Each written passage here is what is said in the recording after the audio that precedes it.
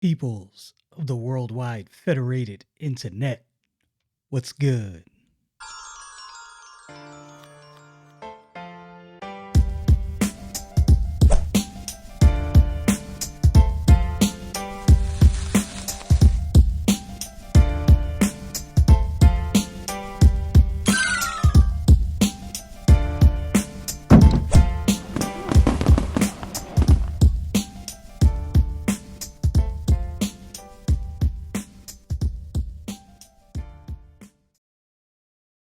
Here we go. Another day, another video. Still going through the book of Leviticus. Today, we wrap up chapter 2. Now, you know how we've been doing in these videos. We may come back and revisit some of the things in chapter 2 and chapter 1 for that matter, because this is an entire book that is relevant, just as the Bible as a collection of different books pinned down by different people, yet all connected. It all means something. Everything ties on to something else. So, anyway, hope you enjoy this. Here we go. Returning to the book of Leviticus, back in chapter 2, and we'll see what we get to today. Have you guys got any statements you want to make? Don, you said you had a comment you wanted to read from the last video. Mhm. Okay. No, unfortunately, we haven't got anything from the last video. This is on the first video, but it's a new comment, Okay. and then I'm gonna share a little bit of a video with y'all, and we'll go from there. Okay. So I'm gonna try to read this right. Carleaf, Don, Darius, and Don, I am looking forward to listening to these comments on Leviticus, the beautiful brother of Hebrews, from my aged brethren. Who left that comment? Right? 1 second here.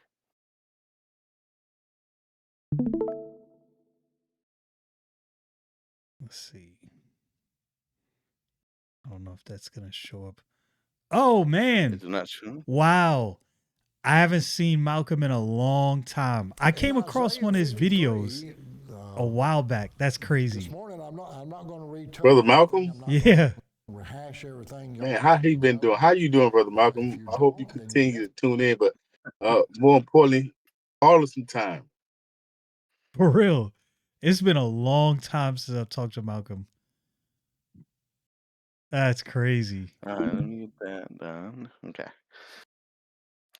Yeah, I chatted with him the other day and mentioned we were doing this, and of course he's subscribed to my channel and supposed to get all the notifications, and doesn't get any of these notifications. I'm not So shocked. figure that out. I'm not shocked. YouTube doing YouTube things. It's just the way it Something works. like that. Ready? I was going to see All where the right. comment was, but I don't see it. What's that? He said it's on the I was first going video. to. Oh, it was on the first one, the one we Yeah. did initially. Oh, Yeah. Yeah, first video.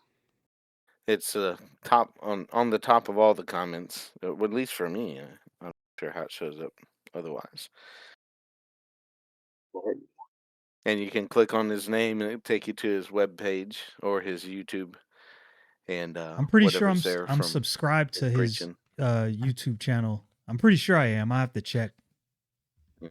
He's not adding anything to it, unfortunately, but Yeah, I remember the last video I saw was from a long time ago, and I actually got to his channel because he was reviewing a Bible from local church Bible publishers. I was like looking up a Bible, and I came across this video, and I was like, "What the heck? What are the odds?" interesting.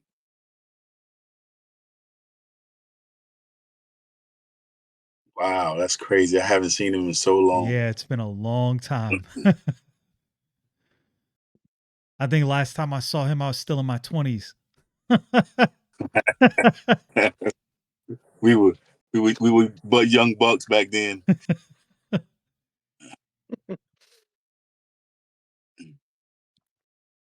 So anything you guys got to open? I'm gonna be honest with you.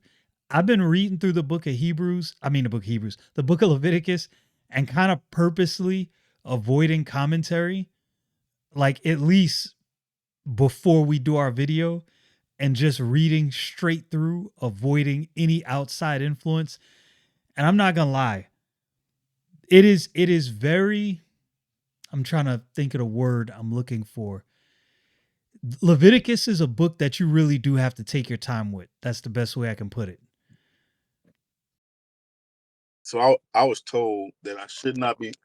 I mean, it's true to say I should not be trying to study Leviticus um, um, without a commentary because it's just one of them books that is that has a lot in it that we no longer think about or practice or understand. And so the point is that a commentary could help us understand these things a little bit better. I agree with I that. I, I don't I, I agree with that. but I'm gonna tell you, I didn't agree with him. And you know, although I know this man reads his Bible, consistently, and I believe he reads the Old Testament as well as the New Testament.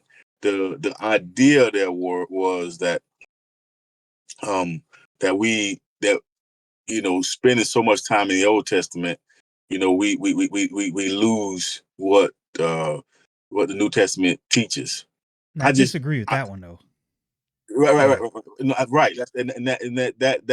That's the main point to me is to me. I think the entirety of the scriptures is important, and I don't think there are any parts that like are not relevant. If I'm saying it that way, like in order to understand parts that Paul or Peter have said, I think you have to understand some of the things that are written, in the Old Testament. I almost don't even see a break in the books. I mean, I think I done said on some of the videos that we done did before, is that really the New Testament becomes mostly commentary to the Old Testament, and I see it more as a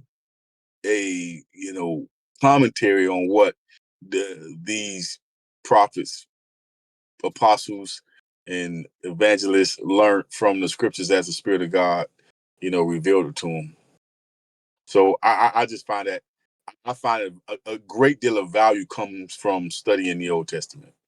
So I will say the Mm. first part of the gentleman's comment I agree with. And the reason I agree with it is the Bible says there's safety in counsel. Now, obviously there's a specific context, but this is what I say about that. Me, you, and Don talk often about the scripture, right? I value I value your thoughts and study through the scripture. So when you say something, is weight to what you're saying. Like, all right, I have to consider this. Well, I see no different than me talking to you and reading a commentary from a saint of old. It's just somebody that I can't directly talk to, right? They've studied these things at length. The only reason I'm taking this approach is I want to see what I think about before going into what someone else says. So after we do a video, then I'll go back over the verses that we've discussed, look at some commentary and see what I might have missed or, what I failed to see. But to his point as well, there are a bunch of things that we no longer do and are no longer keenly aware of. So we really don't think about. And so I think there's some value to that. But to say that you shouldn't spend time in the Old Testament, I don't understand. Like the Old Testament is part of Scripture. What are you talking about? I give my And I kids. think I say this to my kids. I'll let you go. I say this to my kids. I always tell them when you read the epistles, understand that these doctrines aren't new. This is why you see Paul building upon things and using allegories from the Old Testament because these doctrines aren't new. They might have been doctrines that, let's say, like the Sanhedrin may not have understood these doctrines because the way they looked at the law was incorrect. But these doctrines can be found in the Old Testament. Justification by faith. That's not just in the New Testament. And how did the Apostle Paul argue these things when he went into the synagogues? Well, he used the scripture. What scripture was he using? He was using the law and the prophets and the books of wisdom. This is what he was using to make these points. So I think that right there makes the latter point of what was said to you a mute point, in my humble opinion. Anyway, I'll Yeah. let you Yeah. go on. Well, when Darius said that, the way I understood what he just said was, this person said you have to study with a guide, and that part, if that was the intent, I would say I disagree. That, more to your point, Carly, if you're reading it without any guide to begin with, and then you go back, and that's a good approach. You could do it either way, of course. I mean, to me, a lot of times these commentaries are good when they'll say something that you just weren't thinking about. Um, for instance, I just read Leviticus however many times and didn't notice the month time frame. Never noticed it. It's just whatever. It just slipped my brain. So that's interesting to me. Somebody pointed that out, and I was like, "Oh, that's interesting." That'll get my thoughts going about something else about this book this time. Right. At the same time, in my Bible reading, the way I'm doing it right now, it's taking me through this section of the Bible twice. So I read through the book of Leviticus twice, and now I'm in the book of Numbers, and I'm reading that twice, and and there's a lot of stuff in Numbers too. It's like just today was the reading about the jealousy offering, the woman, the wife, and jealous husband, and the offerings that are there, and the stuff. And it's like, oh, this is interesting, and that's not mentioned in Leviticus that I remember anyway. Now, if it was, y'all can correct me, but I don't think it was there in Leviticus. So, Mhm. like, there's more stuff in Numbers here, and that, to Darius's point last week, where he said he was studying the burnt offering, and it goes on into. By the way, mentioned a ram offering there in that section too. So Oh, that speaking of again, which, I'm glad we're bringing this up because I want to recant my recant about what I initially thought about Cain and Abel. I'm going back to my first thought. Cain did not bring the first fruits. And the reason I point that out is because looking through Leviticus chapter 2, you see the different offerings and you see the meat offerings. And so looking at that, I'm like, Cain could have brought an offering of the first fruits, but he didn't do that. And it made sure to mention that Abel brought of the firstlings of his flock. And I'm like, okay, I'm going back to my original statement. That was the problem with what Cain did. I just wanted to drop that in there before I forgot about it. If you could recall me telling you you that's were wrong, interesting. let me, I I'm want sorry. to You're recall you're now. cutting out. You're cutting out. I want, You're I want. No, no, no. You're right what now. you're Oh no, you you cutting are out. spot on right You now. said something about you were right. I was wrong. I couldn't. Wait, No, wait no. a minute, wait a minute. Darius is trying to say he was right about this, and yet it's making this distinction of the firstlings, the first fruits, and that Cain was not doing the first fruits, which would have indicated then that he was taught somewhere that the first fruits is right, and we're getting it into All Leviticus right, I take all that as back. well. You're wrong.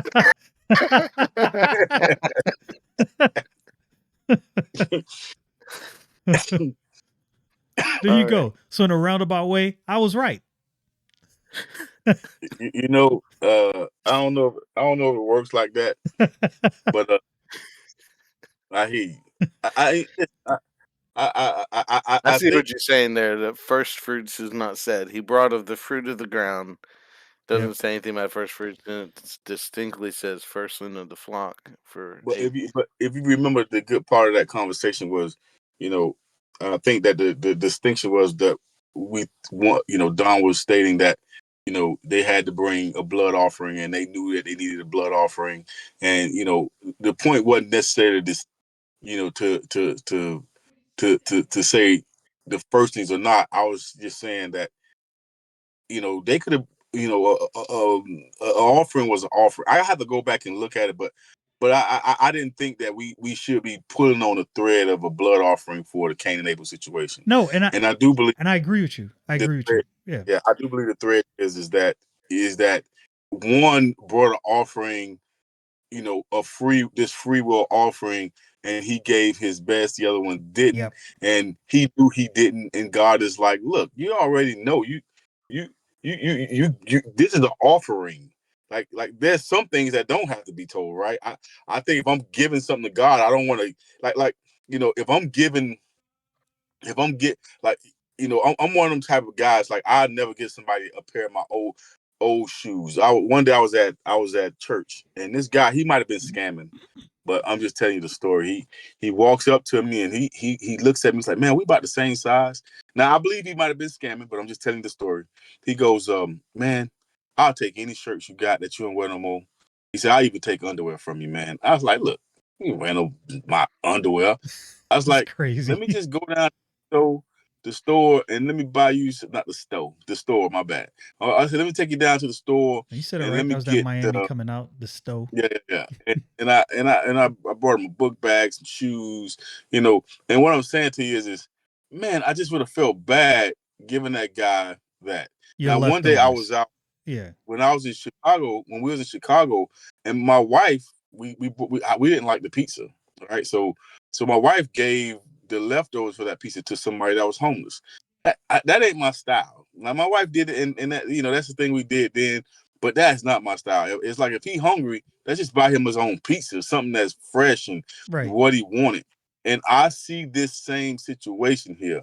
You know, Cain is giving an offering, and he bringing, you know, what the stuff he don't want to offer to God. And I think that's, but the truth is I think this is still relevant to what we see in here in Leviticus. But anyway, I don't. Here's the thing. It's a free will offering, and it's an offering of faith in this regard. You giving the firstling of your flock. You don't know if you're going to have more, but you trust God to provide. You giving the first fruits. You don't know how good your other yield is going to be, but you trust God to provide. So you give that anyway. And I think there is a picture in there with that. Yeah, no doubt. Yeah, I agree. I agree with that statement. I might make a comment if we were talking about Genesis, but we're in Leviticus, so Go ahead, make You, your I'm you, gonna comment, hold Don. back you on can it. just make the No, comment. no, there's nothing that needs Nah, to be You made. can make just make a comment on, and then once we get to the verse this is that proves your, then you can say this was about Leviticus. this is where Don, the elder statesman of the group, makes his stand. Now be careful with any statements you make, since you done cut some of the beard off. Oh man. You, you ain't coming with Spurgeon magic this time. I'm messing. Trimmed up most of the sides right here. He's still got the Can't let it Spurgeon just sit magic. here and just flow out that way. That would be weird. Anyway, your comment. Don. No, I really don't. I mean, if we're going back to Genesis or something, but I mean, kind of where I, I haven't really gone to think too much about it, so I still hold the same place where I have been. Um, that I think it's because they were taught blood sacrifice, and I think that Cain was able to do that, but he didn't. And any way we're doing this, we're interpreting this. So I believe, um, because what Darius says, like it doesn't say in there that he just brought whatever. It just says he brought of the fruit of the ground, and it says that God didn't have respect to his offering. So we're interpreting why that is. Darius has his point of view on it. Okay, I understand that. As you pointed out, it doesn't say the first fruits, and I can lean that direction. Say, okay, that makes sense. It's not the first fruits, but at the same time, I'll just go back to most people preaching through there and stuff will teach that That's the blood offering. So Abel was doing what he was supposed to do. Cain wasn't. Cain was bringing of his own works rather than uh, the innocent animal, and so that's just where I still stand with it. And I might be able to be convinced otherwise somewhere from some scripture deals with it elsewhere. But Okay. yeah, Okay. I do see your point, and I think that's actually a good point, Carleaf, where you're saying it's first fruits and the why and all that. That's really good, and glad you said it. Was that a shot at Darius? No, no, not at all. Darius has a good point as far as the interpretation is concerned. You're not No bringing doubt. the right stuff. You're not bringing the best of what you have and stuff like that. You're just bringing leftovers or whatever. That's not good. Yeah. And I think the Leviticus does speak to bringing the maimed and those things with spots and stuff like that, and saying this is my offer. No, no, God says no, that's not your offering. Right. I get that too.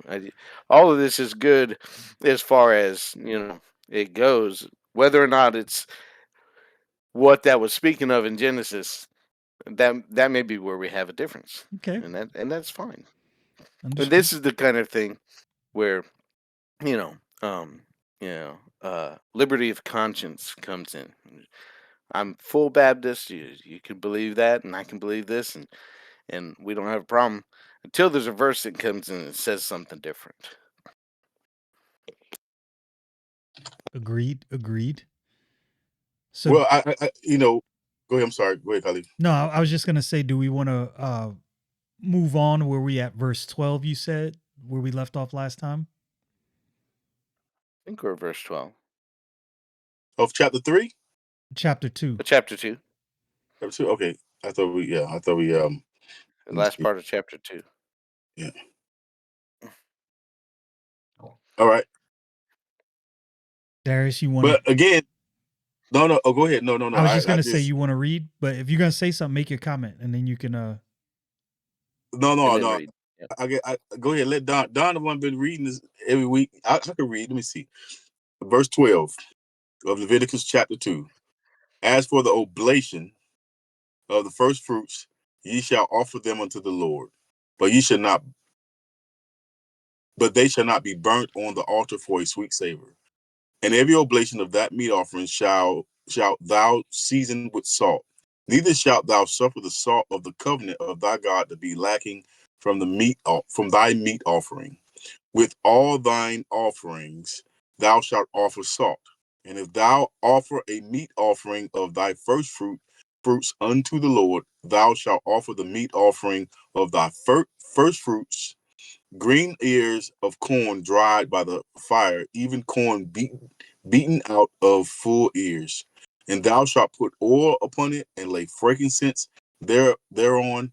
It is a meat offering, and the priest shall burn the memorial of it, part of the beaten corn thereof, and part of the oil thereof, with all the frankincense thereof.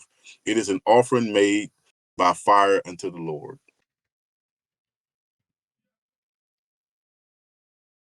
Thoughts, comments. So I just again I would start off with what I said. I think the just a couple of weeks ago and again today, we see that a fruit offering could be given, and and it too has some special ways that it should be given. But again, fruit offerings were acceptable offerings to God, and I do believe they are part of, again, what I can give down to the least I can give. Um, and I believe that's what this is, because soon we're gonna. Yeah, but go ahead. I'm sorry. I'll leave that for right now. Well, what jumped out? Well, two things jump out to me in this is that salt is included, and neither shalt thou suffer the salt of the covenant of thy God to be lacking from thy meat offering. With all thine offerings thou shalt offer salt. That jumped out to me a while back, and I had to reread it a few times. But um, that jumps out. So salt is good. Just anyway, but and then the other thing that jumped out in this reading of it was where it said, where's the wording there? Um, oh, in verse 12, the last part of verse 12, but they shall not be burnt on the altar for a sweet savor. So this offering, uh, in this particular part anyway, is not burnt on the altar at all. Now, there's a memorial burnt earlier on, but in this particular section, that just jumped out to me this time reading through it, as Darius read it. It's like, oh, they're not burning this at this point. Right. Everything up to this point, there's burning on the altar, but there's And not here. another thing is he started to use a different word now. I think oblation Oblation. becomes a thing for this chapter and the next, for the peace offering, and then for the heave offering, is going to be again brought up. But you know, it's just that I thought that was odd, and in my notes, let me tell you, you cannot use a Bible without verses for this kind of stuff. You only could do this for reading. So I'm gonna have to start making my notes in my Bible here. But I just act, what, the first fruit offering is, why is he now changing? Why is God now changing the way he's talking about this oblation? I think Don had some points about oblation in one of our first talks in Leviticus and what it meant. And it was, I think it was a thing presented or offered to God. I think is what Don ended up saying to us. But Yeah, and I do worship. find that Anything, I actually wrote down a definition: anything offered or presented in worship or sacred service and offering a sacrifice. So I don't know if it's I'll have to look at the full definition because I looked it up online and sometimes they don't have the full definition of the word. I'll have to bring out my 1828 and see, what all's in Hmm. there because I'm sure there's a lot more than that. Could be. It might just be that short, as I remember it anyway. It was just that, and my point was that God defines words to us before He gives some other terms. Sometimes, or most of the time, even it's just I just see that in the Scripture often, and a lot of times, of course, the definition is just right there beside it pretty clearly too. Because I mean, we have offering several times before this, and there's still offering in the very verse.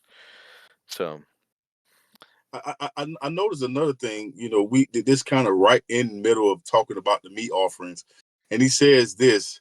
He says, um, um, and if thou offer a meat offering of thy first fruits. So, and then he goes on to describe how they have to beat out this dried corn. And so it's almost like they're making corn flour, maybe. Yeah, because And then right, go because ahead. meat would be something prepared like an actual, not necessarily a meal, but something prepared, not just taking this, you know, whatever crops you bring and just offering that crop. It would be prepared, which is where the salt comes in. I don't know if I agree, hmm because we talk about the meat offering before this, and sometimes it's just fine flour thrown. The meat offering is a fine flour thrown on the fire, Yes, but that right? is something prepared. You're not just, yeah, the fire, yeah, yeah, the When you flour is say prepared. prepared, you're not saying a cake. You're just no, saying no, no. something I had to Right, right, the right. you and I had to turn it from one thing to another. Yes. But I'm trying. And then so what would wheat be? I mean, what I'm saying is, then what where did they get the flour from? I mean, it obviously came from some fruit, right? Wheat. Right, but wouldn't that be some type of, we would consider that a fruit or something, right? It's the fruit of the I ground. mean, so right. So, but think about listen to the statement again. And if thou offer a meat offering of thy first fruits. So what is the meat offering in the early part of chapter 2? Let me go back. All right, the Verse. early part says first verse is fine flour, What's fine flour? Is this ground up. relevant this is for a conversation? I'm just now thinking out loud Nah, it's good. that Good they. questions. Mm, Nothing Mhm, irrelevant. It's good questions. yeah. That's why that's so why yeah, let's that's see, why I was fine explaining flour, that's why I more was explaining flour. before. I think that's why I used the word meat offering. Okay, so I'll read the definition of meat again because I think this is actually relevant. Food in general, anything eaten for nourishment, either by man or beast. So I think this meat offering is not just, okay, here's my ears of corn and here's my wheat berries. I'm going to offer that. No, you have to make this into an edible thing and then present that as an offering. I think that was the point. Personally, that's what I'm seeing, which is why when you get to verse 12 and it talks about this corn, it also talks about salt. Well, what do you use salt for? To season a meal. Season. Yeah, but what I'm saying, well, I guess what I'm still put the thread I'm still pulling on is this particular meal offering or first fruit offering, or at least if it's an oblation of the first fruits, it shall not be burnt on the altar. So, but if I beat it out, then I can burn on the altar. I mean, I left myself a lot of questions right here. Matter of fact, Okay. after this section, I put lots of questions. Uh, uh, and particularly because of the salt of the covenant, right? There's only like one or two other places in the Bible where that term or a like term is being used.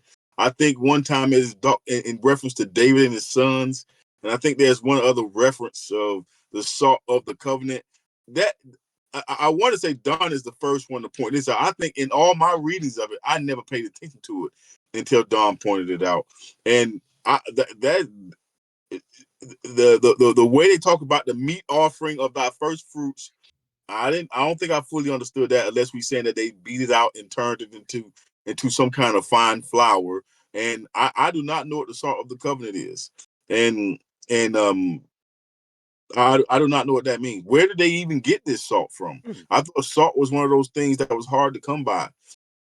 But I don't think in that what region. what is what came to mind when I read the salt of the covenant is the only thing that really comes to mind is Jesus saying You're the salt of if the the earth. salt lost its savor, is it basically could be thrown out like dirt, you know. And Mhm.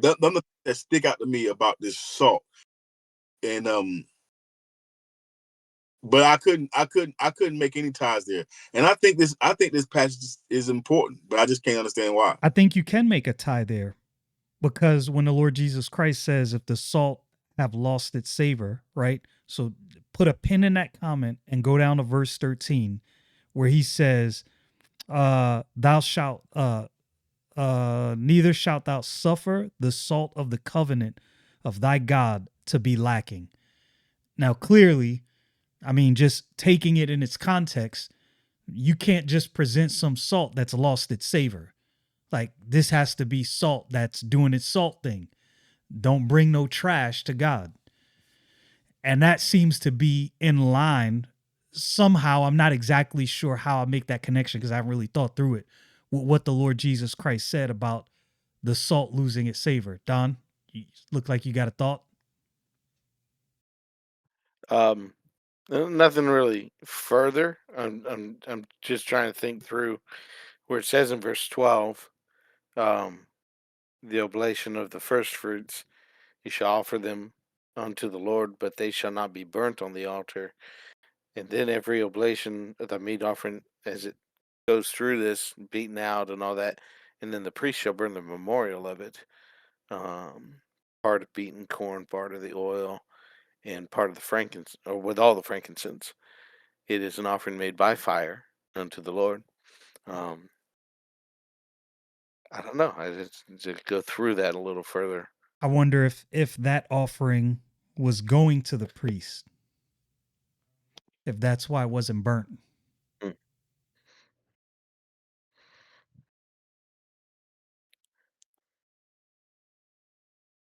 Hmm.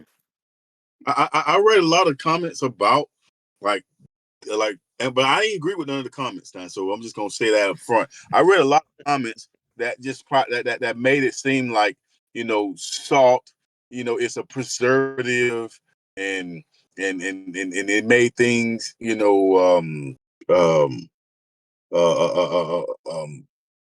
it kept things from I guess from, like I say, being, I mean, it was a preservative. And I think that, that was the for the most part what some others have talked about it, and they just were saying, you know how this was some kind of preserving of God's truth. Or let me look it up again. I'm gonna look it up again. This was a while back ago when I looked it up Yeah, again. I'm not sure. 'Cause it almost seems like in context, it almost seems like, now you're right. Salt has many purposes. One, a preservative, and two, to add flavor to a meal.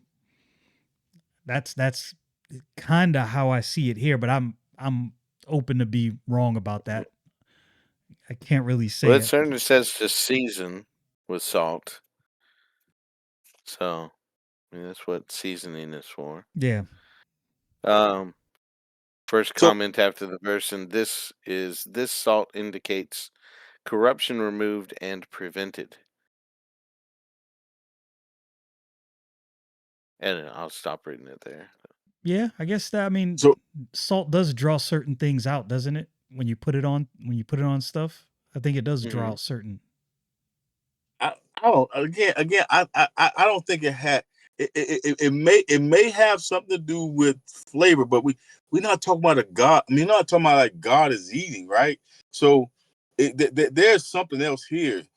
You know, one salt. I mean, and this person said this. They said that salt is used as a commodity, right? I mean, we could trade with salt. That was one thing they did with it. But I still don't Hmm. think it. I still don't think that that's what it is. And then to use the term salt of the covenant, like the salt of an agreement that we got together, something Hmm. that, so this ties to something that we should know, right? It ties to something that has to do with a covenant that's being made. Now, maybe we can go back to Abraham and see about this covenant that God made with Abraham. Maybe we can go back to Isaac. Maybe we can go to Jacob. I don't know, but I just I don't understand it, and I do think it's ambiguous enough to. I mean, really not. I mean, really, I don't know that any commenters have helped me understand it better. If I'm being honest, Yeah, but I that's, Yeah. don't think a simple take on this. unless it was simply something to be used for the priests, like I said, which is why it's not burnt. Okay, But I'm not sticking my stake in that stance. I'm just saying that's the first thing that comes to mind reading it. Mm. And I was trying to see where else the salt of the covenant is used. it's Numbers, in Numbers yeah, Numbers and 18, in Chronicles. 19. Yeah.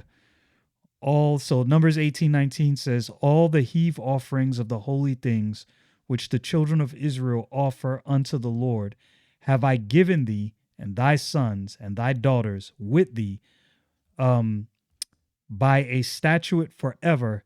It is a covenant of salt forever before the Lord unto thee and to thy seed with thee. But I'll have to, What's that? Numbers 18:19. Where's that at? Numbers 18. Let me look at it real quick again while you're giving a comment. Yeah, so I mean I would agree with you. It's probably something that we should know. Obviously something that is known because it's mentioned in passing. Like, yeah, you know what this is, so I'm not going to explain, but this is, you know, the covenant of salt, We got the Dead Sea. We got Lot's wife turned into the a pillar pillar of of salt. salt. Pillar of salt.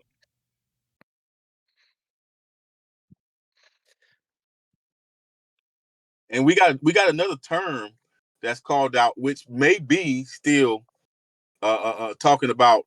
again, Sodom and Gomorrah, but the Salt Sea and Deuteronomy 29:23, and the whole land thereof is brimstone and salt and burning, that it is not sown, nor beareth, nor any grass groweth therein, like the overthrow of Sodom and Gomorrah, Adamah and Zeboam, which the Lord overthrew in his anger and in his wrath. Something is up with salt. Something is up. And but again, I know we probably won't figure it out in this conversation here, but I when Don first pointed out, I spent a lot of time thinking about it, and I could not resolve it, biblically. I haven't gone into it enough since then. Um, let me let me read this to you. I give credit to Andrew Bonar Okay. for verse 12, kind of separating it from it because he seems to indicate it's like separate. It is. As for the oblation of the first fruits, ye shall offer them unto the Lord, but they shall not be burnt on the altar for a sweet savor.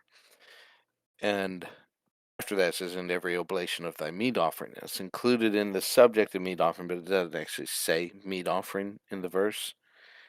So again, I'm saying maybe there's a separation there.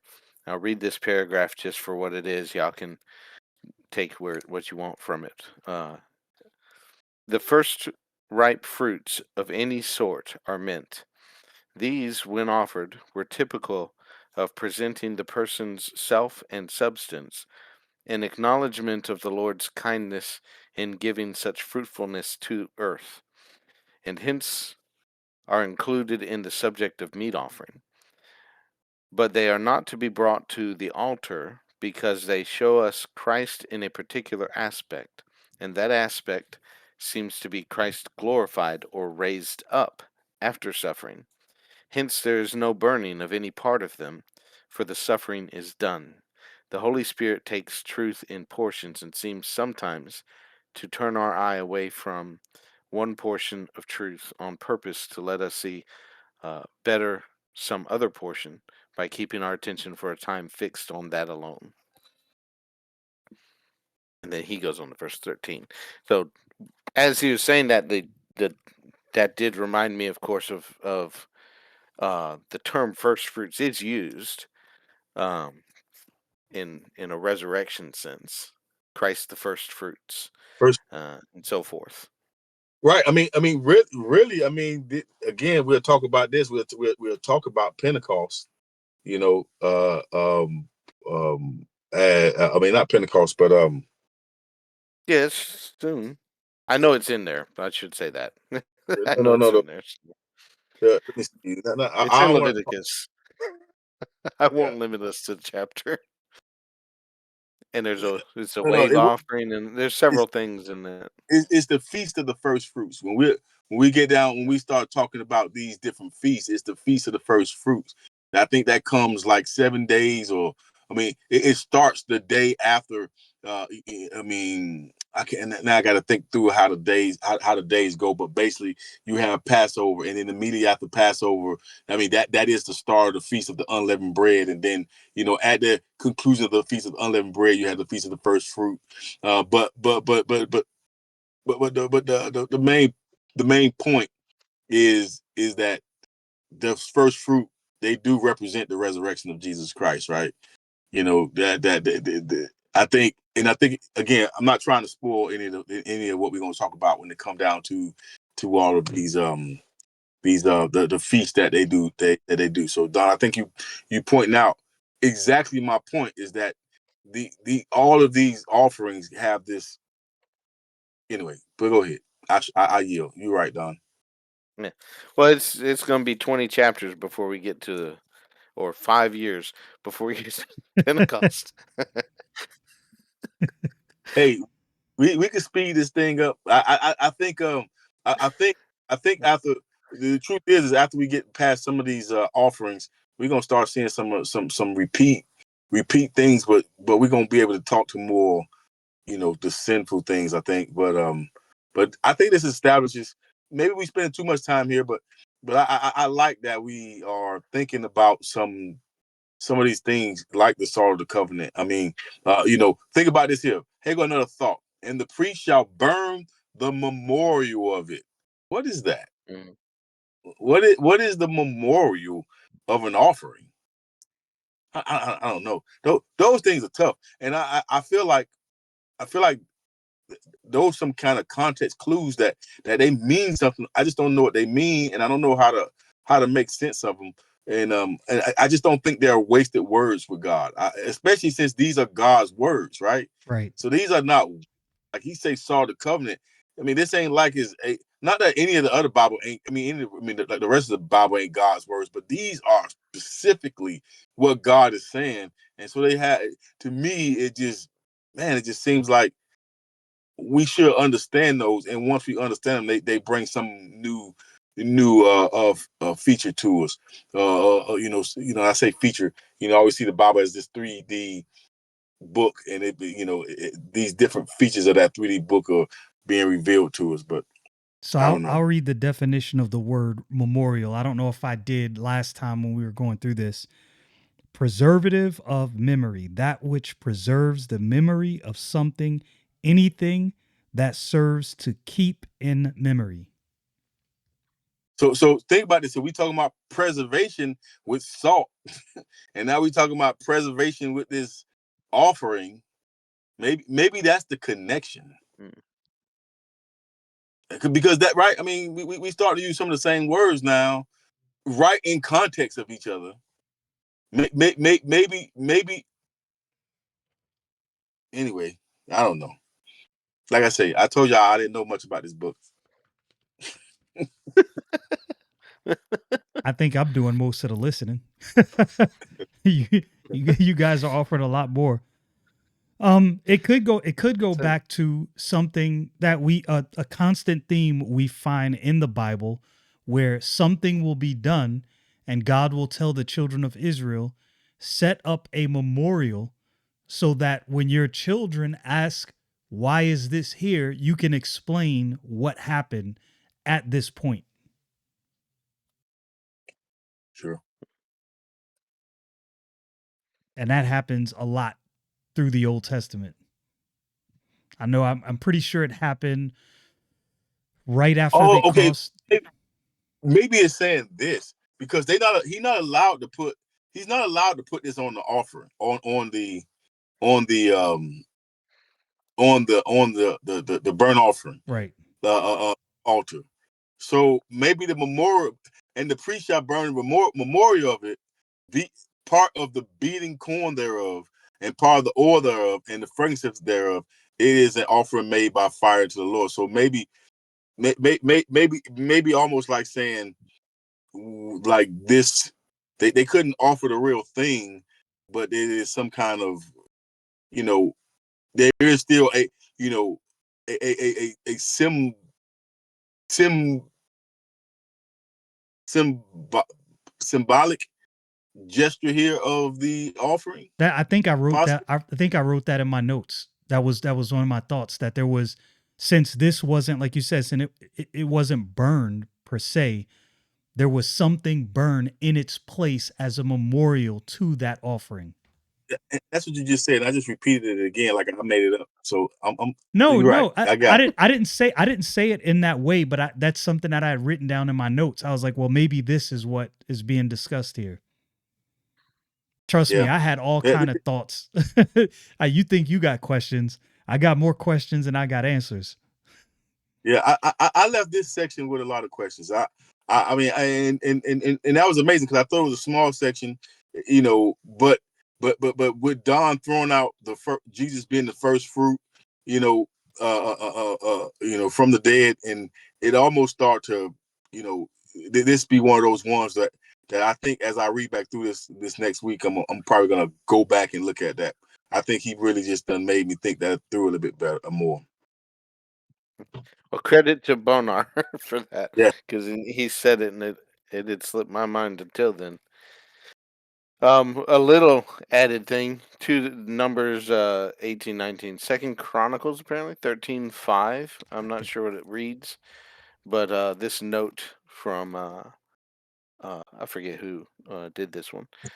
Says salt typifies spiritual character. Matthew chapter 5 verse 13, Mark 9, Luke 14, Colossians 4.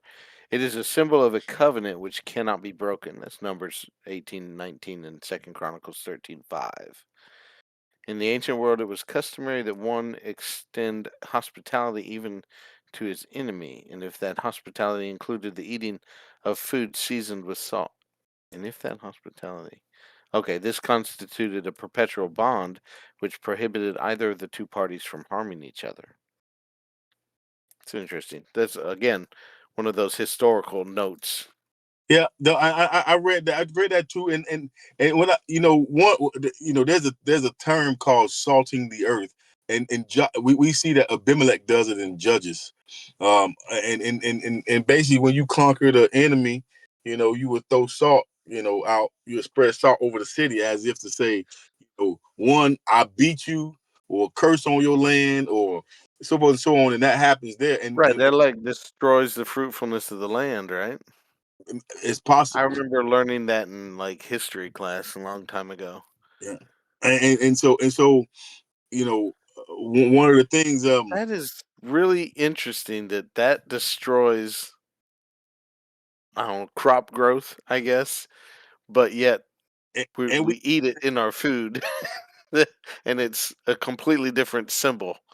and it's being used for the first fruit Yeah, offering. that is interesting. Yeah, You know, but you know, and so but when I see this term being used again with David and his sons, God is giving him the kingdom. So you got to remember it was Saul's, right? And Saul is destroyed. And in this same sense, it sounds like God is using the same way Abimelech it used with Abimelech, right? That's the only point I was trying to point out there. And so, what could the salt of the covenant is it different from the covenant of the salt? But the salt of the covenant, is it saying that? I mean, does it have something to do with basically the enemies being destroyed? You know what I'm saying? And does it have something to do with that? Because remember, Jesus Christ rising from the dead, he conquers the final enemy, right? Indeed. Like that, like you lose. Indeed. You know what I'm saying? And so I wonder, man, I'm telling you, man, I wonder if that somehow first fruit, salt of the covenant, Jesus being the first fruit, covenant of salts, man, that could be something right there. Now we might be making something up too, but that could be something. Don't put Something there. we, you the one talking. Oh yeah, I could I could be making something up, but that Just joking. I like to hey, think scriptures this let, way. well, let me add this verse just while we're going along before we lose it. The Second Chronicles 13:5 ought. Let's see, who is this? Verse 4. And Abijah stood up upon Mount Zemaraim, and I'm sorry, which is in Mount Ephraim, and said, "Hear me, thou Jeroboam, and all Israel. Ought ye not to know that the Lord God of Israel gave the kingdom over Israel to David forever, even to him and to his sons, by a covenant of salt?" So to the point you Yeah, made earlier. yeah. No, I'm telling you, it's. I mean, I don't know how to quite tie it in quite yet to, but I do. I'm starting to like that idea of Jesus Christ, first fruit, salt, raising. Basically, the enemy don't have no more ground, no more. Like it's no more fruit could be bared for the enemy. You know what I'm saying? Jesus is that first fruit, and and him being the first fruit. I mean, he gonna produce all the rest of the seeds necessary. But hey, no, I don't use that illustration, but nevertheless, still first fruit. There's something beautiful about that. Just But thinking I out don't loud. know. Just I thinking out still, loud. I, yeah, it is. A lot of this section right here is what was meant for me to see what y'all how y'all had thought about it. I have asked some more wise people than I to see if they had information on it, and none came to any conclusion. They all picked up a book and said what the book said, and it's hard for me to take the Mhm. book. I want to see how you thought about it. I got one other thing that's kind of, maybe I missed it, but I don't think I did. But all of chapter 2, it talks about the offering, the meat offering, all that. I don't see it saying a sacrifice anywhere in that. Uh, That's what I said it about just stands out to me. that's why I was saying about the oblation. It's something different about the way this is coming across than it does in the first one. But chapter 3, verse 1 says oblation of sacrifice. So, No, I know, but it's talking about the peace offering, and I think the peace offering. Let me see. yeah, I think, yeah, right. I yield.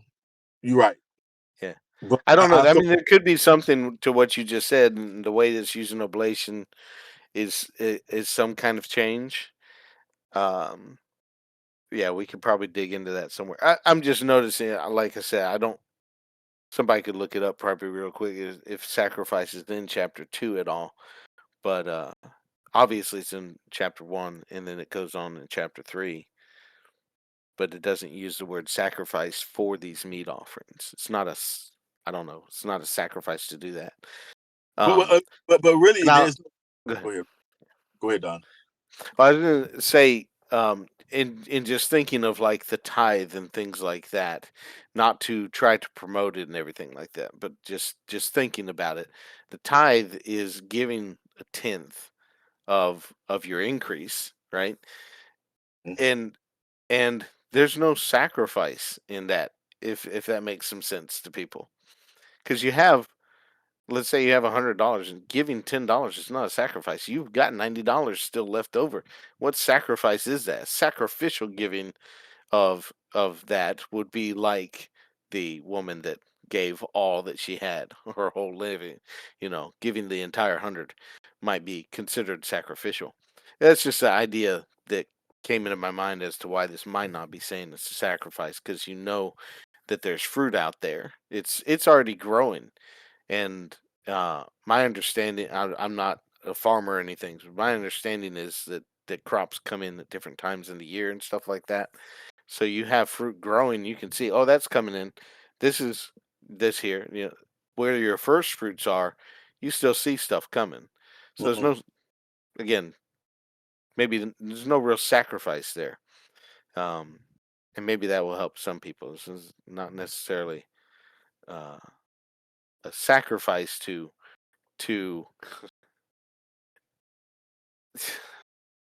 thinking about it in terms of just what we have and you give to somebody else. You're giving something from your abundance, you Mhm. know. There's not necessarily any sacrifice in it. But there is sacrifice in life.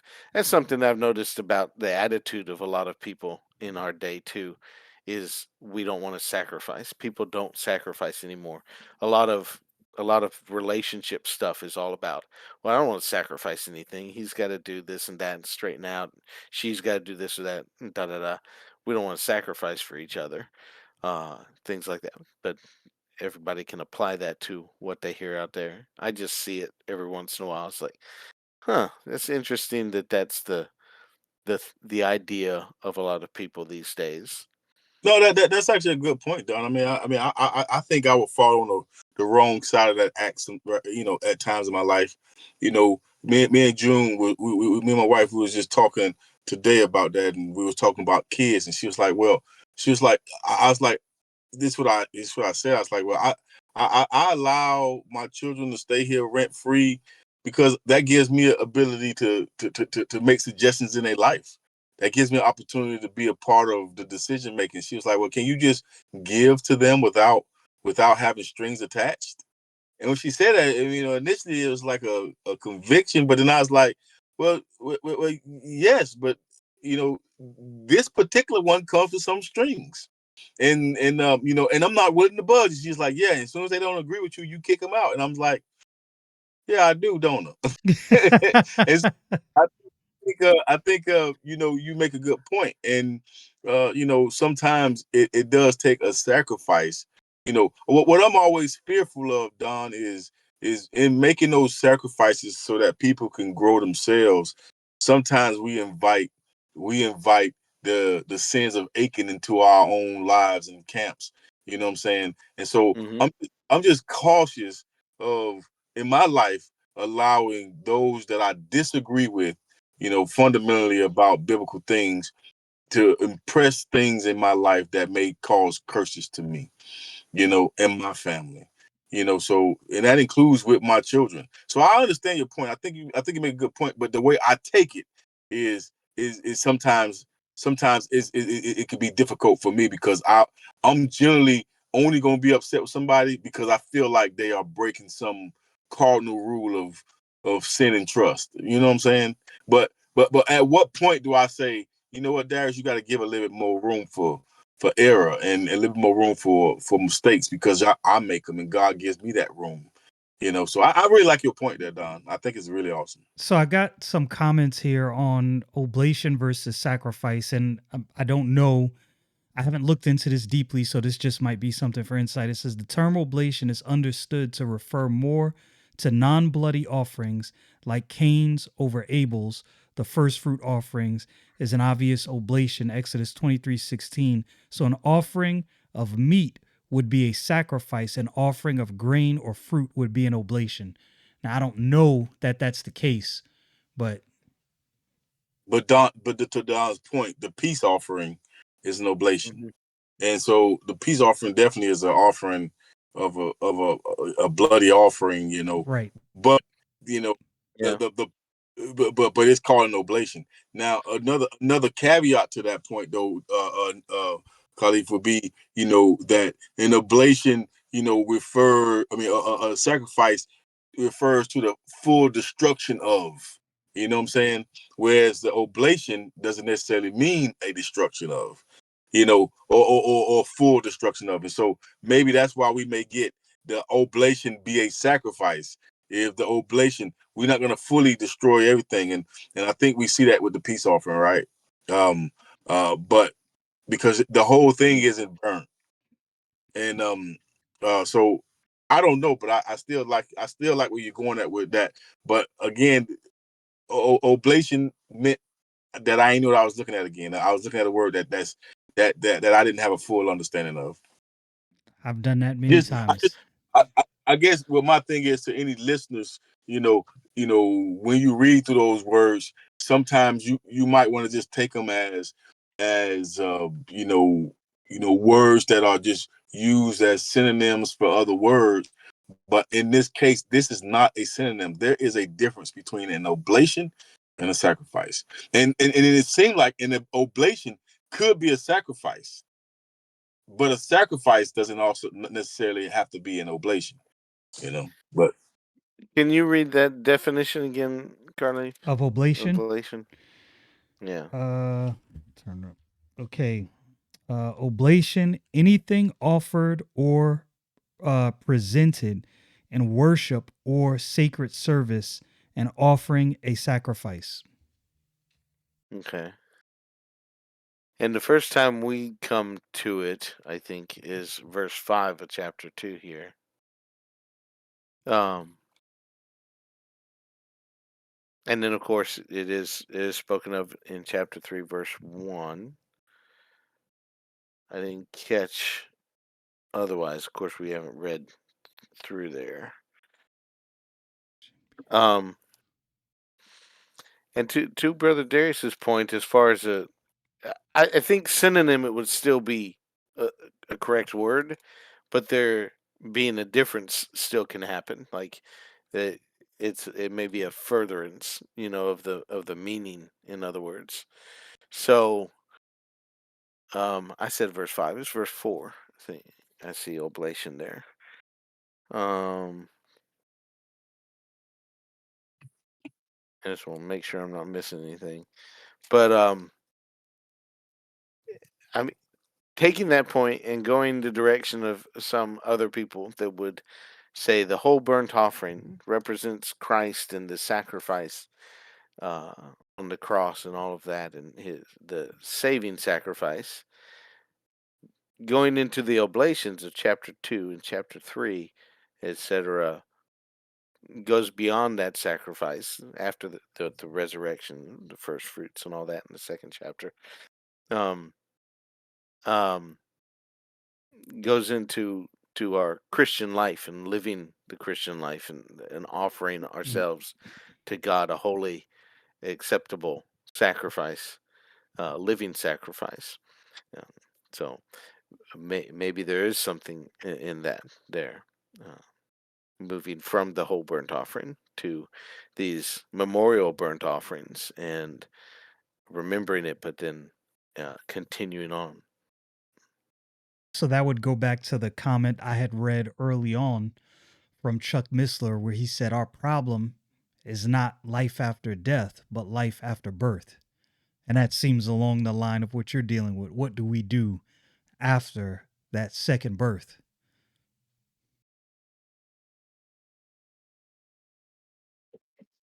Hmm. When y'all talking, y'all make me think of Romans. I want to say 12. Hmm. Did somebody just quote that? Some out of it, a little paraphrase of it. A living sacrifice, yeah. Yeah, Romans 12:1. I beseech ye therefore, brethren, by the mercies of God, that ye present your bodies a living sacrifice, holy, acceptable unto God, which is your reasonable service.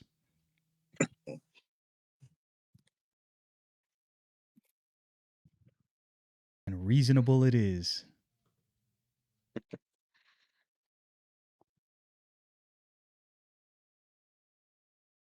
I mean, I think I like this, but to think soberly, Oh man, huh?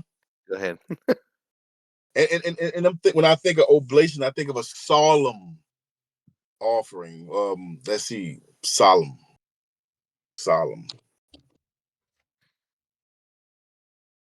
Don, what was your old man? Well, my eyes fell upon this verse. For if the first fruit be holy, the lump is also holy, and if the root be holy, so are the branches. Over in Romans. So I was going to chapter 12, but my eyes fell upon that Mm. We're with still that on word. fruit. Yeah, man, that's a good verse there. Clearly, Still there's on a fruit. theme going through the whole Bible. There's a thing, man, but I just hate that I can't see it clearly. It's still a fuzzy picture. But the next time I read through this, I'm gonna have that in mind. I think. I'm gonna look into some of the saints of old and see what they had to say.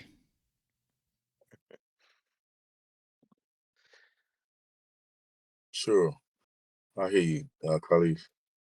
But Don, you were gonna make a point. You were going to something in the Book of Romans, or it was Oh, just I was just thinking about we read that first verse and sometimes don't go on to the next, um, continue on with the verse. oh But Romans chapter 12. I could do that because I was actually yeah, as I read it, I went to that second verse in my mind, but I didn't continue.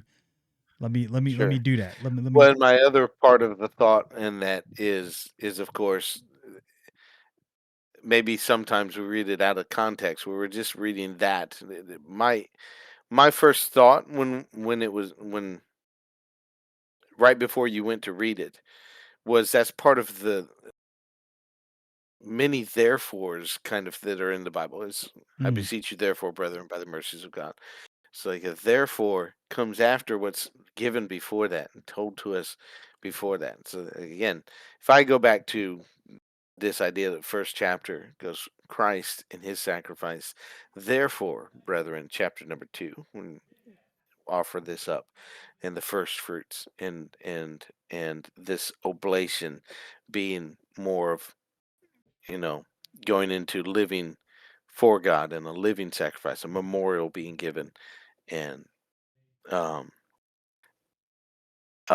is it in chapter 3 there's a wave offering? or is that not there yet? We haven't got to a wave offering yet. It does. There's no waving before the Lord in chapter 3. Okay, so um, We don't get to a wave. but my mind still goes to that. It's like later on, there's a wave offering before the Lord. You're waving whatever it is, since it's part of the sheaves and part of a um um one of the sacrificed animals. There's several things waved, but yeah, all that. Just that's the therefore, you know. And even if I don't take it for chapter 1, and go back to saying Christ, that our Passover is sacrificed for us, and we're in the therefore section of Leviticus.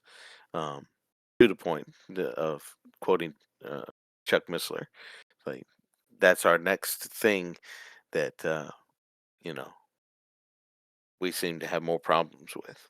Yeah. And I don't know that we necessarily have more problems with this. Why is it that people don't go on? You know, it's I have a that guess. that. I was actually talking to Malik about this today. And what I told him is look at, I believe it's in First Corinthians where the Apostle Paul said, I die daily. Now, we could dissect that in a myriad of ways. I think sometimes the idea of many people who have believed the gospel, it's like, all right, I'm done. Well, no, you're not done. The work is actually just begun. Like, this is where Mhm, consistency comes in. This is where you have to wake up every day and make this a conscious decision. That takes me back to what God told to the children of Israel. He's like, look, these writings, yeah, put them on their eyelids. Make sure when they wake up, the concept was make sure that this is constantly on the mind because it's not going to be a one and done. You're going to have to constantly read these statutes. You're going to have to constantly meditate on these statutes and these laws and think about this. It's not going to be you read it once, okay, go on, you're done. No, this is where the battle begins. And that consistency is the people who continue on. Well, why was mhm, why was Joshua any different? Why was he such a champion of the faith? You actually get a picture of that when he's like, look, I don't know what y'all gonna do, but I can tell you what I'm gonna do. He was committed to do this continually. I read a book. I read a book several years ago. It's called "An Infinite Journey." Now this was back in my Calvinist days, but still is a good book.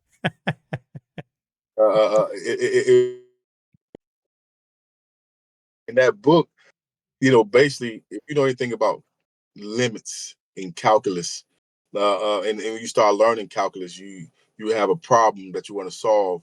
What is the value of x as it approaches zero? Right? So from the negative side as it approaches zero, and then what is it from the positive side as it goes back to approach zero? And zero is the unknown, right? Right? You cannot divide by zero. And so it likens our journey to that. Our journey to, trying to, attain to this perfection, but we never can get there. The closer you get to zero, you can go 0.000000000000001, and you still got a value. But as soon as that value goes to zero, it's unknown. It's literally unknown. And so it's the infinite journey. The closer we get to God, the further he still is away. The closer we get, the further we realize we still haven't made it yet or attained. And so our life is a bunch of that those steps to get closer to God. But the only way we get there is that we pray and we start asking God to reveal to us, to help us be more like him. And then when we pray things like that, boy, let me tell you something, man. I think we talked a little bit about this. You start to really understand what it means to be more like God, to be more like Hmm. Christ. It's a great huge sacrifice, again, that we talking about, to present our bodies as living sacrifices. and I agree with you, Khalif, that we do. It's just we got to this. I agree with Chuck, Mr. Missler. Dr. Missler. You on this infinite journey, and you never get there until we raise from the dead. Right. That is our day. That to me, that's the beauty of the gospel. I mean, if I'm being straight honest with you, but anyway, I digress again because I'm always here lately. I'm always the one off the channel that we own. Nah, Forgive me. great comments. Great comments. I'm just going off of Don's face. Your comment made me think about 1 Corinthians chapter 15, verse 51 and 52. Behold, I show you a mystery. We shall not all sleep, but we shall all be changed in a moment, in the twinkle of an eye, at the last trump. For the trumpet shall sound, and the dead shall be raised incorruptible, and we shall be changed.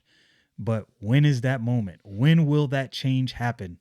Are we there? No, we have not arrived. I'll never forget reading over a verse in the book of First Corinthians. If a man think he knoweth anything as he ought, he knoweth nothing. If you think you have arrived, you're even farther than you thought. I agree, and just to say how far we can be is every time you say statutes, I realize how far you are from the English language. The statute. That you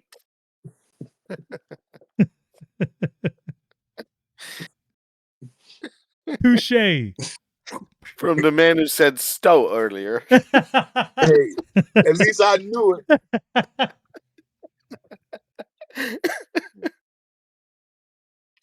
That's hilarious. it.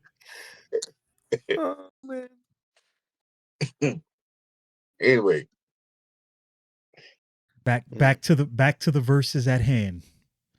So, any more thoughts through uh, the last couple verses of chapter 2?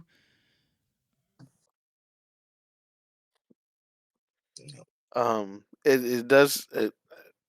As I said earlier, as I was reading it, it kind of stands out to me also in verse 16 that all the frankincense is being uh, burnt with the memorial part. Not just a part of it, part, all the frankincense. I'm curious as to why. Why would that be? Hmm. If anybody has a thought, but I have no thoughts on that. might all the frankincense be given? Might be on this last page here. Frankincense thereof, offering. No, yeah, I definitely don't have anything for that. Darius, any thoughts? no, I don't. I mentioned, last time. I wish we had a way of putting up like pictures of some of this stuff. That's why I've been trying to figure out how to do the phone on my computer. But because you're showing what frankincense looks like, I'm telling you, it is amazing what it even looks like. But I don't have anything, in particular to So I was doing add. some looking. I was looking up some things about frankincense, and I'm not sure that the frankincense I've smelled, because apparently, and I don't know how accurate this is, you can get different kinds of frankincense. So I was like, maybe I didn't have whatever kind they had here, but just throwing that out there, kind of relevant, kind of not. Like I say, I would say to you that section right there is probably one of the hardest sections for me. I really didn't understand much of what I was reading in this section, from the first fruit offering unto the end, the offering made by fire unto the Lord of that chapter. That was a very difficult section.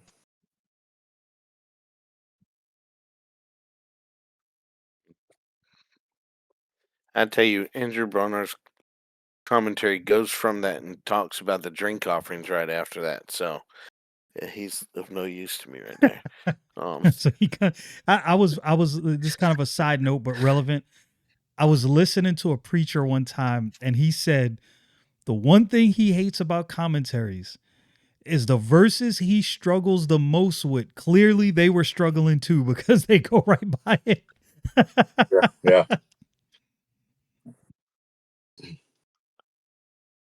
Like, yeah, well, I guess we all skipping that one. Hmm. Let's see if Mr. Keach has anything about frankincense. Of course not. No, nothing. Thus you I have it, seem to folks. recall somebody, I believe, saying something about frankincense being related to suffering and stuff like that. I'm not sure, and maybe it. Uh, I'm just not sure, so I don't want to say too much about it. I think what all did the let me see, what all did the and they in Matthew 2:11, and when they were coming to his house into the house, they saw the young child with Mary his mother, and fell down and worshiped him. And when they had opened their treasures, they presented to him gifts, gold and frankincense and Mm. myrrh. In Revelation 18,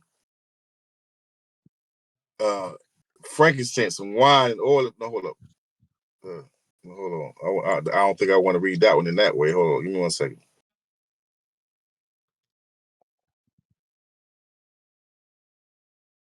Yeah, no. This was from Babylon. Alas, alas, the great city of Babylon, that mighty city, for in 1 hour is thy judgment come, and the merchants of the earth shall weep and mourn over her. For no man buyeth their merchandise anymore, the merchandise of gold and silver and precious stones, and of pearls and fine linen and purple and silk and scarlet, and all thine wood and all manner vessels of ivory, and all manner vessels of most precious wood and of brass and iron and marble and cinnamon and odors and ointment and frankincense and wine and oil and fine flour and wheat and beast and sheep and horses and chariot and slaves and the souls of men, and the fruits that thy soul lusteth after are departed from thee, and all things which were dainty and goodly are departed from thee, and thou shalt find them no more at all. I find that odd. That Yeah, anyway, I think that through a little bit more too. That the Babel the the great city Babylon is wanting all those same things, look like God was requiring of the children of Israel too. But anyway, think about that another time. Another thought for another podcast. Another Yeah. podcast. I think Don is right. We're not gonna ever get through this. But like I say, it's Um, we trucking to some really, I think, good stuff. But hey, I don't mind taking my time. just to throw this out there, one commentator, and the incense or frankincense that's put on the meat offerings showed how acceptable saints and their services are unto the Lord. Ephesians 5:2 and Romans 12:1. Ephesians 5:2. Let's see. Ephesians 5:2. And walk in love as Christ hath loved us and hath given himself for us, an offering and sacrifice to God for a sweet smelling savor. That was Ephesians 5:2. What was the other verse? Uh, Romans 12:1, Oh, okay. Romans which we've 12 already again. quoted. Yeah. Yeah. Again, Walk in love as Christ hath loved us. Again, a theme, starts with that and goes forward. theme going through the whole Bible, as is common of but the I Bible. but does it talk about frankincense being a sweet smelling savor? I don't know about that. I was just talking about the sweet smelling savor itself being a theme Yeah. carrying through Well, the whole Bible. yeah, this in chapter 2, put frankincense thereon is verse 1, and bring to the priest it shall, let's see, shall take out a handful of flour thereof, and the oil thereof, and all the frankincense thereof, and the priest shall burn the memorial upon the altar to be an offering made by fire of sweet savor unto the Lord. And then again, Where the did you last read it? part of it. Where did you just read that at? This is That's verse Leviticus. 2. Yeah, Leviticus 2, 1 Yeah, and 2. Yeah, because Leviticus 2, verse 2, and verse 16 both say all the frankincense thereof. That was what I was talking about earlier. Okay, because okay. I read in another place it say, as for the oblation of the first fruit, you shall offer them unto the Lord. No, I'm sorry. Don't worry about it. Mm-mm. Yeah. Yeah, I see your point.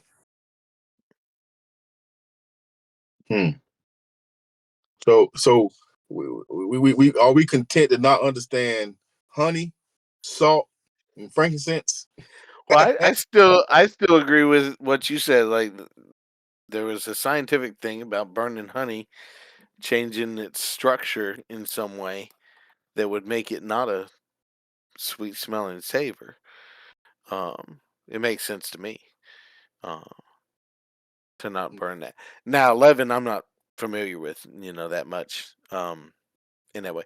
Now, if I always think of leaven in the sense in the similar sense of the way I think of alcohol with drinks. So leaven is like a corrupting influence. And that's basically what it is, and you knead it into the dough, and it rises because of what it's doing in there, right?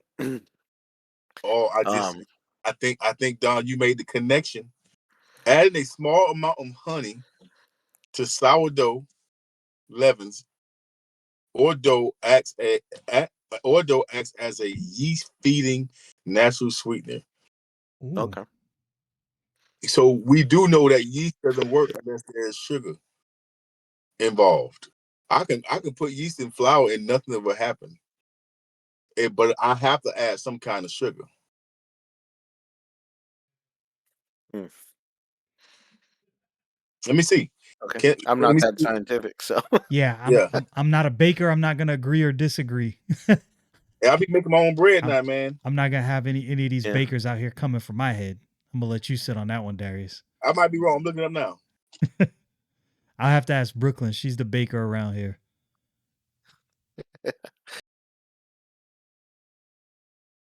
Okay, I'm wrong again. Yeast does not require added sugar to activate or make bread rise. Probably speeds it up though. Yeah. Like you were saying about honey, it speeds it. So So speed. could it have But yeah, I mean that was my idea about leaven. Is like if it's, it's the same thing. It I don't know could the where it would go with it. could the point It's be probably a scientific thing, in my opinion. yeah, could the point be there could be some leaven residue in the bread, right? Like that you don't know is there. And if you add honey, it's gonna, as you said, maybe accelerate that leaven, thus corrupting the sacrifice. Just thought. I don't know that for a fact, but just throwing that out there. That could be the possibility. And maybe it means more. I'm content to not understand at this point. Yeah, none of us looked up to see whether or not honey was elsewhere spoken of in that way. Yeah, So I didn't. I'm not gonna lie, I yeah, didn't. Although I did, I looked up honey. I did look up honey, but I couldn't find anything else. I was on other I'm, threads. I was pulling let at me other put. threads all week. yeah. It's like honey's only spoken of badly twice. I think maybe not badly here, but No, I did not one look up honey. place don't eat too much. Right. No, I did That's not the look up only honey. other thing. I think the only thing we talked about Honey. was not eating too much of it. And I think Right. Khalid brought it up last time we talked about it. Yeah, everything else is like honey is good. That's all. Yeah. Yeah, because we talked about the land flowing with milk and honey. Hmm. It's where some brethren think that it's a land of coffee for some reason. Like the coffee. They got espresso. Hey, didn't he say? Didn't the Bible say? I can't remember this, but didn't it say that the you read Numbers now? I think it said that the it tastes like coriander seed and honey, the manna from heaven. The manna, yeah, I think it was coriander seed. Let me see. about the size of a coriander seed. and the taste of it was like wafers made with honey. I think Yeah. is Or not in one place it exactly. said oil, but I know it said oil and honey, but I can't remember. Yeah, Yeah. yeah. Anyway, do we want to continue on to chapter 3? It'll be the shortest video, if not, but that's some interesting. I think we're coming up with some interesting things. Just going back over it as we are, Yeah, as you know, agreed. that we didn't come up with during the week to start off with. I think what happens for me, I don't know about you guys, I have questions that I'll write down and different things I write in my notes, different threads I'm pulling on. But then as you say things, I kind of cross out what I was thinking, like, oh no, Don made a good point there. Can't be that. Which will cause me to think other things that I'm now going to pull at this week. Well, can I suggest? Can I suggest while we still rolling, or after we get finished, something that I think will be helpful for us? But Suggest. y'all want me to say it? Let's say it now. Okay. So what I think we should do is we should pick how much we're gonna cover ahead of time. That way because for me, I will end up reading the whole thing and then I don't forgot what notes I done took, you know. So if we gonna cover, for example, chapter 2, I still read the whole thing, but I'll be heavily focused on chapter 2, for example, in that section. It's just for me, and another thing I do, I think that may not be helpful for me, is I do my notes through, from reading the, non with not no verses. And you got to see, y'all don't see me looking at y'all, but I'm like scrolling up and down, trying to look at my notes, trying to find what I was saying. But truly, if we said that next week we're gonna just do chapter 3 and chapter 4, then that's I will study just those chapters, and then try to find correlations there instead of just thinking about the book holistically, because that's generally how I think, is in a holistic way. I'm not just thinking about these like one section at a time. I'm literally thinking about how does this play out? Like what is the main point here? So But I think even if you're I don't just, think there's anything wrong with that, yeah, I too. was going to say that same thing.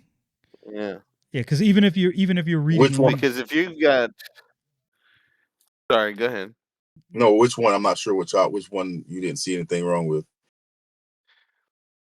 You looking at the whole thing. I mean, if we're going through a little portion, let's say we read, because we can't read the entire book. Well, we could, but we only read the next 5 verses of chapter 3 because that's the first paragraph in chapter 3.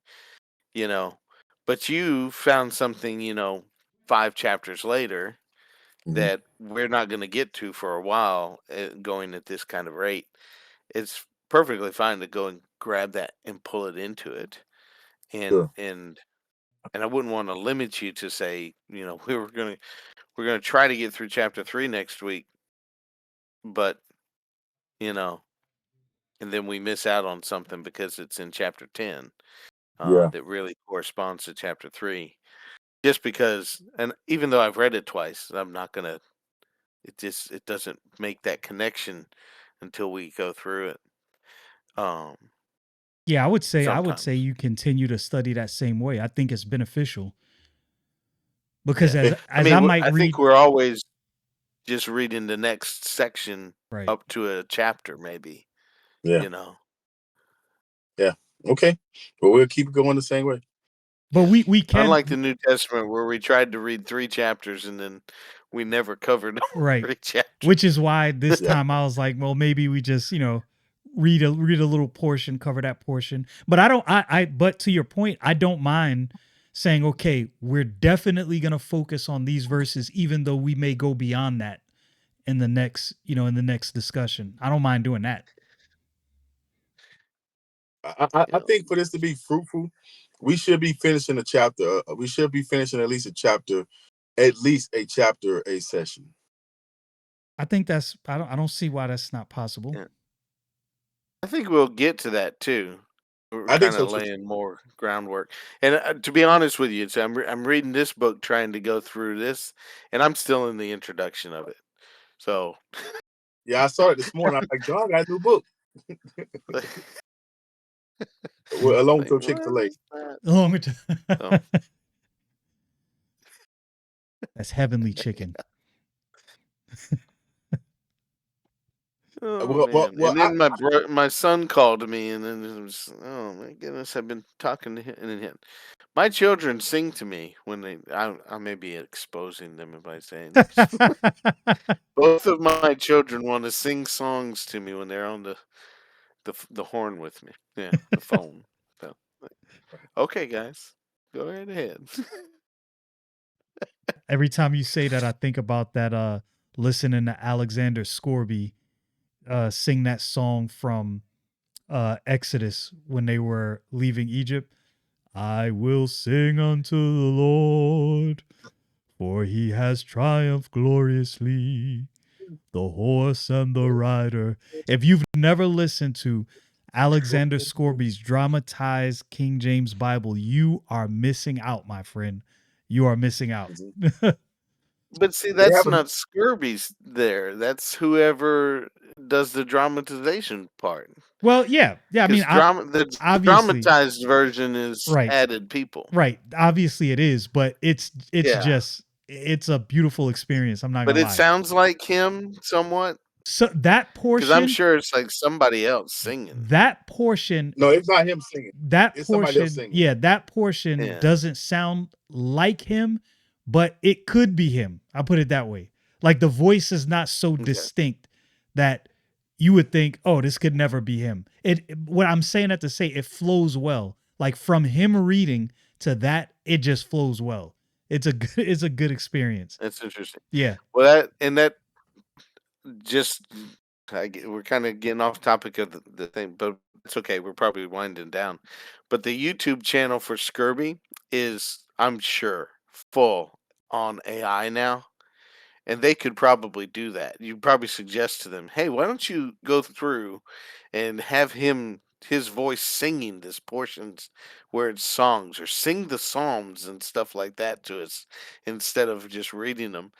And I'm sure they would do it too, because like I said, I'm sure that they're doing all AI because they got him reading the Apocrypha and uh oh man, I didn't uh Yeah, realize the that. Book book. of I still don't like Enoch it. and I everything don't like else. it Yeah, if anymore. you check out his Hmm. YouTube channel, like they might correct the mistakes, because he sometimes makes a mistake reading, obviously, Right. but that might correct it because it's the computer then reading exactly what's written. But I don't know. I'm kind of afraid of it too because it's the people obviously are leaning toward including the Apocrypha and whatever else. It's a whole thing. Everybody leaning toward Roman Catholicism these days. I'm about to make a series of videos on Roman Catholicism because I'm just getting tired of it. We might have to do a Like, series on what? that. I was thinking about that. Hey, I'd be glad to do that At instead least of just me at least going going through the off on it. yeah, at least going through the doctrinal positions. I think Yeah, that would be really beneficial. I was actually thinking about that not that's too my long ago. plan. I typically don't do videos where I'm necessarily addressing a group or a person. I just try to stick with dealing with the Bible. But I think this is something that almost can't be avoided at this point. Like it has to be addressed directly for the same reason you brought up. Yeah, no, I agree. I'm for with y'all. Like I said, I do believe. Like I said, y'all know how strong I am against, you know, some of the thoughts of Catholicism.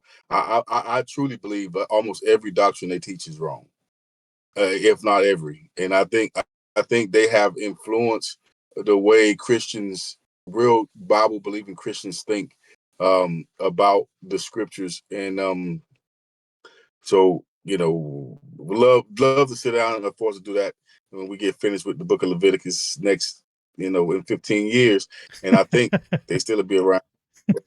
Hey, I can walk and chew gum at the same Yeah. time. So Hey, thank you. We might need to start another channel. I mean, we might need to have another session along with Leviticus. And that yeah. that might be a good idea too. I don't know if y'all got time for that. I got time for it. But well, we finished Leviticus, but start another one so we can hit some other stuff too, you know. But Yeah, that might be too much for Khalif. do it at the We got same a lot of time. stuff going on. I can Yeah. add Yeah, it in. me too. Figure out a time I can add it in. How about you, Don? Yeah. Well, it wouldn't be too hard on the Roman Catholicism things. Like to your point, Brother Darius, it'd be like more of going through a doctrine. So we would be able to say, this is what we're going to go through and study that, for a week or however long it takes us to really feel like we've got it, and then do that session. So Mm-hmm. we're making plans in here on this No, I while we're figure you still gonna rolling. edit this. We're gonna edit it, and then just at the end we just have Khalif close us out No, I'll leave. because I got more stuff offering. I'll leave. I got notes. I got notes. I got plenty of notes for probably about 3-4 sessions, I, more than that. Yeah, I'll leave but all of this in. I'll leave all of this in because it's nothing. It's nothing yeah, it's crazy. good. Yeah. okay, But if you whatever you have on okay. the peace offering, if you got some more, go right ahead. What you got? No, I don't want to rush. I don't want to rush through it. You know, I mean, we can start. We start the when we come back. I guess we'll just start off with. You know, this is the first time. I think we kind of touched on this a little bit, but this is going to be the first time where the offering doesn't have to be male, Okay. and then and then it's not even particular of where it comes from. It says the herd, but we don't got to talk about that right now. Okay. I'm not Yeah. trying to get going, but We but can wait but Just a on but that. yeah. I'm cool with that. All right. So we have Carleaf close us out. What is the final All right. word here? So, final word and final thought. And this is something that I've actually been thinking about this week, and I'm glad Darius said it. It is okay to admit you don't know. You don't have to force things. I've noticed that a lot of people online, especially in the space where we're talking about the Bible, feel the need to put their stake in the ground on an issue they're unfamiliar with. Just say you don't know. The easiest way to avoid false doctrine, if you don't know, stick with the Bible, let the Bible speak for itself, and admit when you don't know. And I will end with that. Thus, you have it. Another round going through the book of Leviticus. We look forward to seeing you next time. Anyway, y'all know what it is. Stay frosty, people.